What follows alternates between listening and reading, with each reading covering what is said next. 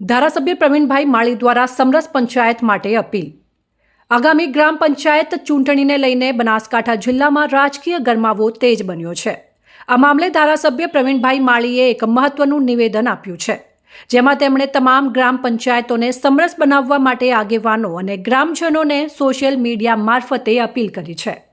ધારાસભ્ય પ્રવીણભાઈ માળીએ જણાવ્યું હતું કે જે ગ્રામ પંચાયતો સમરસ બનશે તેમને વિકાસના કાર્યો માટે રાજ્ય સરકાર દ્વારા ₹10 લાખથી લઈને ₹25 લાખ સુધીની વધારાની ગ્રાન્ટ ફાળવવામાં આવશે। તેમણે વધુમાં જણાવ્યું કે આ પહેલનો મુખ્ય ઉદ્દેશ્ય ગ્રામીણ સ્તરે એકતા, સહકાર અને સૌહાર્દપૂર્ણ વાતાવરણને પ્રોત્સાહન આપવાનું છે, જેથી ચૂંટણીલક્ષી વિવાદો ટાળી શકાય અને ગ્રામીણ વિકાસને વેગ આપી શકાય। આગેવાનો અને કાર્યકરો દ્વારા પણ વધુને વધુ ગ્રામ પંચાયતો સમરસ બને તે માટે ગ્રામજનોને અપીલ કરવામાં આવી રહી છે। સમરસ પંચાયત બનવાથી ગામમાં સર્વસંમતિથી નેતૃત્વની પસંદગી થાય છે, જેના પરિણામે ગામના વિકાસ કાર્યોમાં ઝડપ આવે છે અને ગ્રામીણ શાંતિ જળવાઈ રહે છે। આ જાહેરાતથી ગ્રામીણ વિસ્તારોમાં સમરસ પંચાયત બનાવવા માટે ઉત્સાહ જોવા મળી રહ્યો છે। નમસ્તે મિત્રો, હું પ્રવીણ માળી।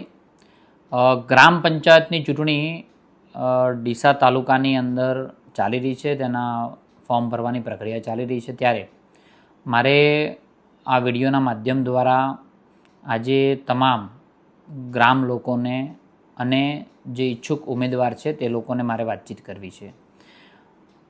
તમામ લોકોને મારી વિનંતી છે કે ગામના આગેવાનો બધા બેસી અને એક નિર્ણય કરે કે ગામ સમરસ થાય, ચૂંટણી સમરસ થાય।